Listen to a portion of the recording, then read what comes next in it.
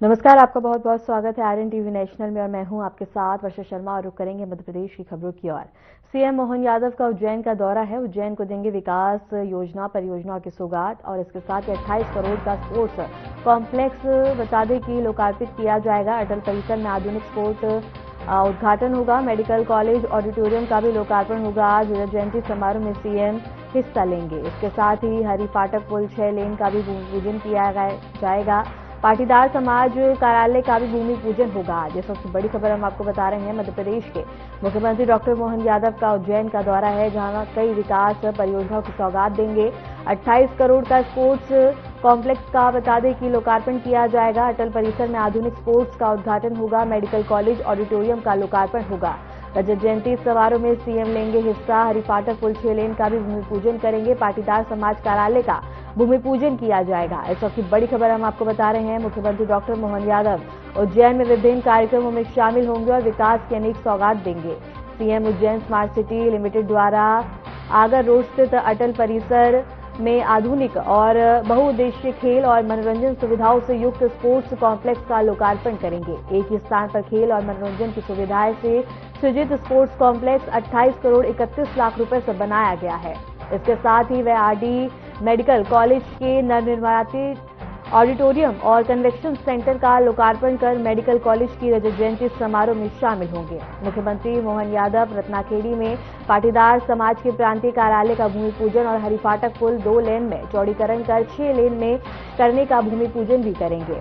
साथ ही उनके द्वारा ग्राम महालोक होटल और रिसोर्ट का शुभारंभ किया जाएगा। सीएम आनंद उत्सव 2026 के तहत आयोजित कार्यक्रमों उड़ान कार्यक्रम के तहत मानसिक रूप से अविकसित बच्चों, दृष्टिबाधित बालक और बालिकाओं से भेंट कर उनके द्वारा निर्मित उत्पादों का अवलोकन कर बच्चों को पुरस्कृत भी करेंगे। मुख्यमंत्री विद्या भारती भवन उज्जैन में आयोजित निःशुल्क हृदय रोग जांच शिविर अभियान का भी शुभारंभ करेंगे।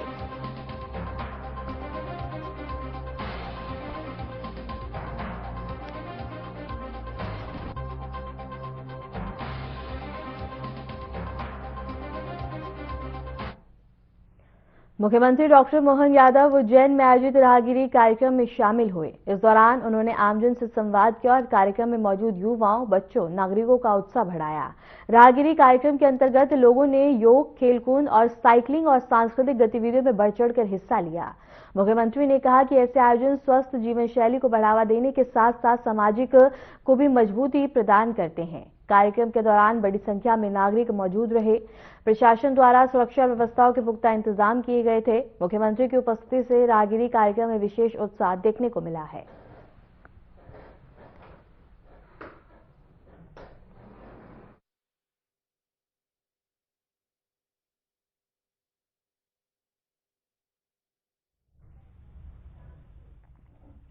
भोपाल में नवनिर्मित सर्व सुविधा युक्त शकुल वृद्धाश्रम संध्या छाया के लोकार्पण कार्यक्रम में मुख्यमंत्री डॉक्टर मोहन यादव ने शिरकत की। इस अवसर पर मुख्यमंत्री ने कहा कि यह आश्रम बुजुर्गों के लिए सुरक्षित और सुविधाजनक आवास उपलब्ध कराने की दिशा में एक महत्वपूर्ण कदम है। उन्होंने यह भी बताया कि प्रदेश सरकार बुजुर्गों के कल्याण और जीवन गुणवत्ता को बेहतर बनाने के लिए निरंतर प्रयासरत है। कार्यक्रम में प्रशासनिक अधिकारी और समाजसेवी भी उपस्थित रहे। मुख्यमंत्री ने वृद्धाश्रम के संचालन और सुविधाओं की सराहना करते हुए कहा, इसे समाज के लिए प्रेरक उदाहरण बताया है।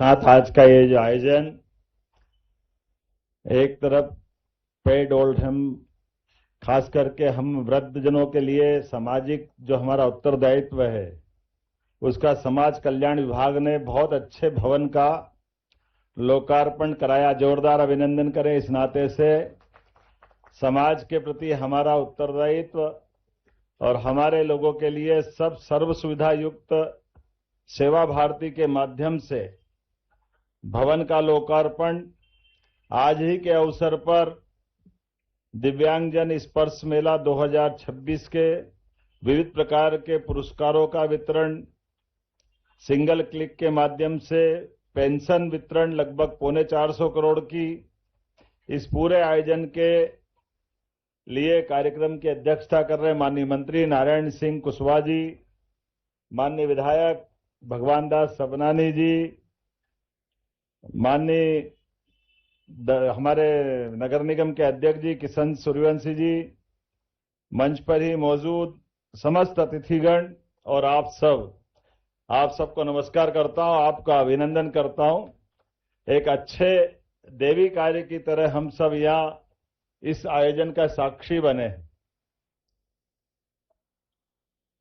2-3 कारण से इस विभाग का अत्यंत महत्व भी है और ये हमारे लिए आज के समय में और महत्व की इस नाते से भी यशस्वी प्रधानमंत्री ने भारत को सब तरह से सब क्षेत्रों में लगातार आगे बढ़ाने का जो बीड़ा उठाया है, ऐसे समय में जब हमारे अपने देश के अंदर विकास के पर्याय का मतलब केवल इंफ्रास्ट्रक्चर नहीं, हमारी अंदर की भावनाओं के आधार पर देश की पहचान हजारों साल से सनातन संस्कृति में तो चींटी से भी प्रेम करने की हमको प्रेरणा दी गई।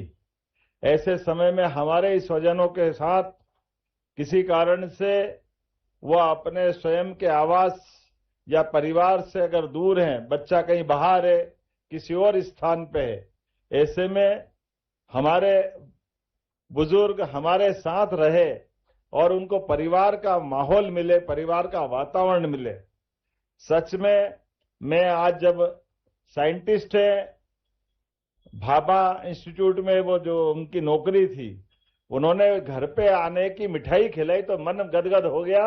ऐसा लगा कि हाँ, हमारे बीच वास्तव में जिस बात की कमी थी वो उसकी पूर्ति हो गई। और सब श्रेणी के साथ अलग अलग प्रकार के सब प्रबंधन किए हैं। वृद्धाश्रम में जो किचन भी बहुत अच्छा है, किचन गार्डन भी अच्छा है, बाकी व्यवस्थाओं के लिए खास करके पंचकर्म से लेकर तमाम चीजों को जोड़ करके अच्छी बढ़िया बिल्डिंग बनी। और जितने प्रकार से हो सकता, सेवा भारती को मैं बधाई देना चाहूंगा जिनके माध्यम से ये एक अच्छे काम की शुरुआत हो रही है, क्योंकि भवन बनाना, सरकार भवन तो बना दे लेकिन व्यवस्थाओं के संचालन में वो ठीक से संचालित हो, इसकी भी आवश्यकता है। अब हम सब समझ सकते हैं इस बात को कि हमारे ही परिवार के बच्चे किसी भी कारण से, कोई अस्थि बाधित, कोई दृष्टि बाधित, ये तो परमात्मा की लीला है। हमारे यहाँ तो अष्टावक्र के समय से इस शरीर के अंदर, शरीर के अलावा भी बौद्धिक क्षमता के बलबूते पर हर एक व्यक्ति के अपने अंदर सुनने, समझने की, देखने, जानने की क्षमता होती है। और ऐसे में कोई भी कारण से हमारे बच्चे अगर किसी बात की उनको आवश्यकता है तो वो हमारे प्रेम की आवश्यकता है। समाज प्रेम लुटाए, सरकार साथ खड़ी है। समाज कल्याण विभाग ने सब प्रकार से जोड़ करके सबके लिए अवसर दिया है। इसलिए माननीय प्रधानमंत्री ने तो दिव्यांग शब्द दिया, उपयोग किया है। वास्तव में ये पुराने समय में विभाग का नाम थोड़ा जो लेते थे तो अटकता था, लेकिन हमारे बीच आज के समय में उनके लिए भी अलग अलग प्रकार से विभाग ने बहुत अच्छी चिंता की। बच्चों को खेलने की भी चिंता की, अलग अलग प्रतियोगिता कराई, उनको पुरस्कार दिए। मेरी अपनी ओर से सभी दिव्यांग भाई बहनों को, बच्चों को बहुत बहुत बधाई। खास करके आज जब मैं आपसे बात कर रहा हूं तो ये हमारा वृद्धाश्रम लगभग 24 करोड़ की लागत से तैयार हुआ है। अपनी ओर से एक बार फिर बधाई। और इसके लिए भी जितने प्रकार से हो सकते हैं विभाग अभी आने वाले समय में और काम करेगा। ये 5 एकड़ में फैला 12 सिंगल बेडरूम, 22 डबल बेडरूम, कुल 34 कमरे, जिसमें 56 बुजुर्ग इसमें आराम से रह सकते हैं। और इसमें भी एसी कमरे, टीवी, फ्रिज, गर्म ठंडा पानी, निजी बालकनी, वो सब कुछ देने का प्रयास किया जो एक परिवार के लिए आवश्यक भी है। लेकिन मैं अपनी ओर से एक बार फिर इस पूरे प्रदेश के अंदर ये अभियान चला रहे हैं। खास करके हमने तो निजी क्षेत्र में भी इस तरह की योजनाओं को बजट के माध्यम से बीते 2 वर्षों में, कोई कॉलोनाइजर अपनी कॉलोनी में बाकी के काम निर्माण करे, लेकिन अगर वो वृद्धाश्रम बनाता है तो सरकार ही नहीं, समाज भी बनाए, तो समाज को जोड़कर भी उसके साथ इस व्यवस्था के आधार पर इन सारी बातों को आज के समय में और बढ़ाने की आवश्यकता है। मैं मान के चलता हूं हमारे बीच ऐसे अच्छे कामों के लिए सरकार सदैव दिल खोल के तैयार है। 2 दिन बाद अर्थात परसों हमारा गणतंत्र दिवस है। गणतंत्र दिवस की भी मेरी अपनी ओर से बधाई। और बीते दिन बसंत पंचमी का आनंद आया है। ऋतुओं का राजा बसंत ये जब अपनी छटा बिखेरता है तो वो सब प्रकृति जैसे मुंह से बोलने लगती है, चारों तरफ एहसास होता है। और एकदम ईश्वर की ये ऐसी लीला है। हमारी अपनी सनातन संस्कृति के बलबूते पर लोगों के लिए मौसम हो सकते हैं, लेकिन हम अपने भाग्य में ऋतुओं को लेकर के आए हैं। हमारे 6 ऋतुओं का आनंद, हर ऋतु का अपना आनंद है। और बसंत जब खिलता है तो होली तक की छटा अलग प्रकार से पहुंचती है। ये जो आनंद आता रंगों का, त्योहार के आगमन का, इसलिए कितना अच्छा लगता है। भगवान महाकाल के गाल पे भी कल गुलाल लगा और भगवान राम भी वहां अयोध्या में गुलाल से शुरुआत करके बसंत पंचमी का आनंद लेते हुए परमात्मा की कृपा से बदलते दौर में जिस प्रकार का समय चल रहा है, हम सब सौभाग्यशाली हैं। यशस्वी प्रधानमंत्री के नेतृत्व में विरासत से विकास की ओर जब भारत बढ़ रहा है, मैं भी दावोस से लौट करके कल ही आया हूं। और ये बात सही है कि आज के दौर में, बदलते समय में सभी सरकारें स्वस्थ प्रतिस्पर्धा में भारत सरकार के साथ कदम से कदम मिलाकर के विकास के लिए नए नए संकल्प लेके आगे बढ़ रही है। 3 सर्वाधिक तेज गति से विकास वाले राज्यों में मध्य प्रदेश का अपना स्थान भी है। हमें इस बात की प्रसन्नता है। दावोस के अंदर कौन से उद्योगपति, देश के हो या विदेश के, हर एक कोई मध्य प्रदेश और अपने देश के साथ जुड़ना चाहता है। और वो प्रतिनिधि मंडल भी पूरे दुनिया के 200 से ज्यादा देशों में सबसे बड़ा प्रतिनिधि मंडल अगर गया था तो मुझे खुशी है हमारे भारत का गया था। और भारत के प्रतिनिधि मंडल ने अलग अलग प्रकार से, कितने प्रकार से विचार होते और कितने प्रकार से काम होते हैं। मैं केवल एक उदाहरण देना चाहूंगा। नवकरणीय ऊर्जा, बिजली का उत्पादन। अब बिजली के उत्पादन के बिना तो सभी प्रकार की इंडस्ट्रियों पे प्रश्न चिन्ह लग जाता है। लेकिन अब दुनिया को समझ में आ रहा है कि प्रकृति के साथ ज्यादा छेड़छाड़ करना अच्छा नहीं। जो प्राकृतिक रूप से हो सकता है वो सब करिए। इसलिए बिजली भी कौन सी चाहिए, वो बिजली की शुद्धता पे भी आ गए। अभी तक तो थर्मल और उस पे जाते थे बड़े बड़े अलग प्रकार से, लेकिन अब कहा कि सोलर एनर्जी चाहिएगी। आजकल तो पंप स्टोरेज आ गया है, हवा के पंखे विंड एनर्जी पे भी आ रहे हैं। तो हमारे लिए सौभाग्य की बात है, मध्य प्रदेश के अंदर जब ये बात बताई गई कि मध्य प्रदेश के अंदर अपने द्वारा लगभग 8000 मेगावाट के 2 साल के अंदर हमने अपने संकल्प के आधार पर ठोस निर्णय लेते हुए बिजली का उत्पादन भी, जब हम बिजली की दर की बात कर रहे हैं तो मैं तो समझ रहा था कि देश में सबसे सस्ती बिजली उत्पादन करके डिस्कॉम कंपनी को, हमारी परचेसिंग से सेल के बीच की जो दूरी है वो 2 रुपए 20 पैसे सुन के पूरा विश्व चकित हो गया, क्योंकि पूरी दुनिया में 5 रुपए यूनिट से कम कहीं है ही नहीं। लेकिन हमारे यहाँ जो राज्य के अंदर ये बिजली से लगा करके सोलर की, और आने वाले समय में तो पंप स्टोरेज के भी बड़े बड़े प्रोजेक्ट आ रहे हैं। तो कुल मिलाकर के एक एक सेक्टर में नहीं, माइनिंग का सेक्टर हो, हेल्थ का सेक्टर हो, एजुकेशन का हो, अब तो जैविक फसल उत्पादन को लेकर भी जैविक कपास की बात भी आने लगी है, ताकि जैविक काटन के जो कपड़े बनते हैं और काटन में भी जैविक होना चाहिए। आजकल गया जमाना के रासायनिक खाद के बलबूते पर सब प्रकार की फसल का उत्पादन करो, बदलता दौर है।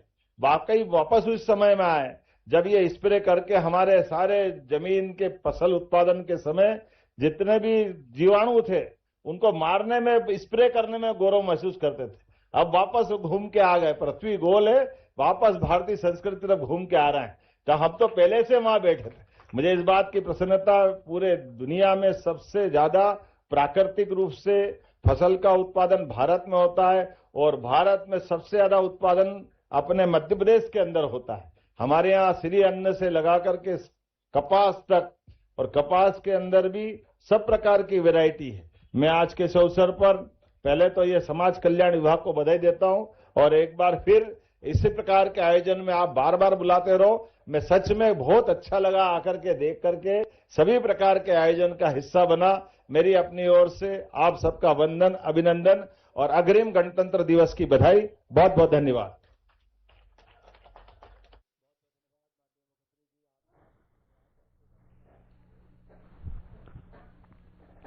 भारत निर्वाचन आयोग के निर्देशों के तहत सीहोर जिले में मतदाता मैपिंग को पूर्ण करने के लिए एक विशेष अभियान चलाया गया। तहसीलदार अमित सिंह ने बताया है कि इस अभियान के अंतर्गत सहायता मांगने वाले नागरिकों से वर्ष 2003 की मतदाता मैपिंग से संबंधित जानकारी उपलब्ध करवाने के निर्धारित प्रपत्र भरवाए गए हैं। उन्होंने बताया कि जो आवेदक आवश्यक जानकारी या दस्तावेज प्रस्तुत नहीं कर सके, उन्हें नोटिस जारी किए गए। सीहोर विधानसभा क्षेत्र में लगभग 11,000 नोटिस अपूर्ण मैपिंग के मामलों में जारी किए गए। इसके अलावा निर्वाचन आयोग के दिशा निर्देशों के अनुसार मतदाता सूची में पाए गए विधान और इसके साथ ही अतिरिक्त नोटिस भी जारी किए गए हैं। प्रशासन का कहना है कि इस प्रक्रिया का उद्देश्य मतदाता सूची को अधिक सटीक, पारदर्शी और बनाना है, ताकि आगामी चुनावों में किसी भी प्रकार की गड़बड़ी न हो सके। भारत निर्वाचन आयोग के निर्देशानुसार विशेष गहन पुनरीक्षण का कार्यक्रम प्रारंभ किया गया था। इसके अंतर्गत मतदाताओं से गणना प्रपत्र भरवाए जाकर प्राप्त किए गए थे। इसमें उन्हें 2003 की मैपिंग के संबंध में जानकारी देनी थी। ऐसे मतदाता जो तत्समय मैपिंग संबंधी जानकारी प्रस्तुत नहीं कर पाए गए थे, ऐसे सभी मतदाताओं को नोटिस जारी किए गए थे और भारत निर्वाचन आयोग द्वारा निर्धारित 13 जो दस्तावेज है उन्हें प्रस्तुत करने हेतु निर्देशित किया गया था। तो उसी के अनुक्रम में ऐसे मतदाता है जिनकी मैपिंग नहीं हुई। नो मैपिंग के संबंध में सीहोर विधानसभा में लगभग 11,000 नोटिस जारी किए गए थे। इसके अतिरिक्त बाद में निर्वाचन आयोग के निर्देशानुसार लॉजिकल डिस्क्रिपेंसी के संबंध में भी नोटिस जारी किए जाने के निर्देश प्राप्त हुए थे, जिसमें सीहोर विधानसभा में कुल लगभग 44,000 लॉजिकल डिस्क्रिपेंसी पाई गई थी। इसमें से 9,500 लॉजिकल डिस्क्रिपेंसी को सुधार दिया गया है। उसके पश्चात 35,000 जो शेष मतदाता है उन्हें नोटिस जारी किए जा रहे। भारत निर्वाचन आयोग के निर्देशानुसार दावे आपत्ति आमंत्रित किए जा रहे थे। इसकी अंतिम तिथि 22 जनवरी 2026 थी। इसके अंतर्गत सीहोर विधानसभा में कुल 4,966 दावे आपत्ति 21 जनवरी की स्थिति में प्राप्त हुई। दमोह से बड़ी खबर है, जहां अतिक्रमण पर बुलडोजर का एक्शन देखने को मिला है और सुभाष कॉलोनी इलाके से हटाया गया अतिक्रमण। प्रशासन ने अवैध कब्जों को जमींदोज किया है। सबसे बड़ी खबर हम आपको बता रहे हैं, जहां प्रशासन का बुलडोजर देखने को मिला है। बुलडोजर कार्रवाई की गई है, अतिक्रमण पर बुलडोजर एक्शन चलाया गया है। इस वक्त की बड़ी खबर हम आपको बता रहे हैं, जहां सुभाष कॉलोनी इलाके से हटाया गया है अतिक्रमण और प्रशासन अवैध कब्जा को बता दें जमींदोज किया है। इस वक्त की बड़ी खबर हम आपको बता रहे हैं, जहां दमोह में अतिक्रमण के खिलाफ प्रशासन ने सख्त रुख अपनाते हुए सुभाष कॉलोनी क्षेत्र में बुलडोजर कार्रवाई की है। नगर प्रशासन की टीम ने मौके पर पहुंचकर सड़क और सार्वजनिक भूमि पर किए गए अवैध कब्जों को हटाया और अतिक्रमण को जमींदोज किया है। प्रशासन ने स्पष्ट किया है कि अतिक्रमण के खिलाफ अभियान आगे भी जारी रहेगा और बिना अनुमति किए गए अवैध निर्माणों पर सख्त कार्रवाई की जाएगी। स्थानीय लोगों ने प्रशासन की इस कार्रवाई का समर्थन करते हुए इसे शहर की व्यवस्था सुधारने की दिशा में जरूरी कदम बताया है।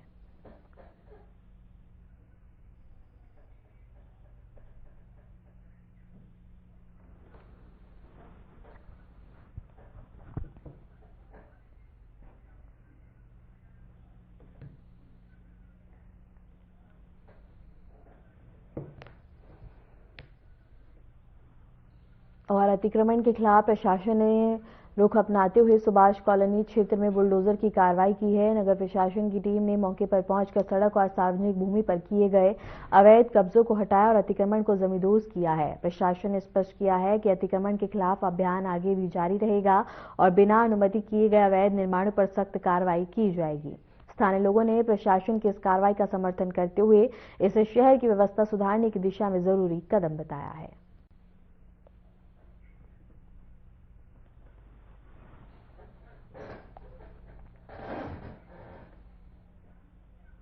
विश्व प्रसिद्ध ज्योतिर्लिंग महाकालेश्वर मंदिर में आज तड़के सुबह होने वाली भस्म आरती के दर्शन के लिए श्रद्धालुओं की भारी भीड़ देखने को मिली है। देश विदेश से आए भक्त अल सुबह मंदिर परिसर पहुंचे और बाबा महाकाल के दिव्य दर्शन किए। भस्म आरती के दौरान पूरा मंदिर परिसर हर हर महादेव के जयकारों से गूंज उठा। भक्तों ने भगवान महाकाल से सुख समृद्धि और कल्याण की कामना की। श्रद्धालुओं की भीड़ को देखते हुए मंदिर प्रशासन द्वारा सुरक्षा व्यवस्थाओं के पुख्ता इंतजाम किए गए।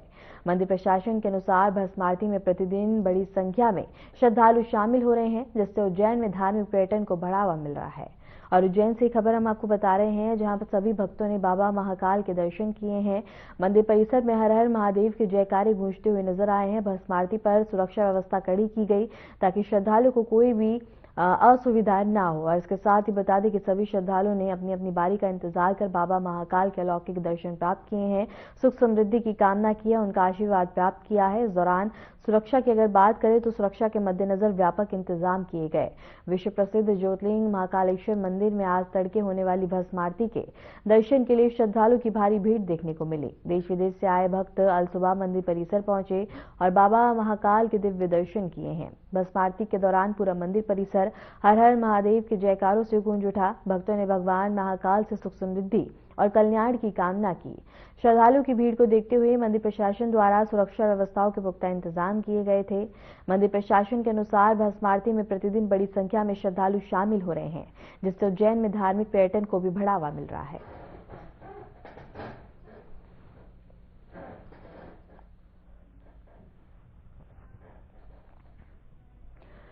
फिलहाल के लिए मध्य प्रदेश की खबरों में इतना ही, और ऐसी मध्य प्रदेश की तमाम खबरों को जानने के लिए देखते रहिए RNTV नेशनल।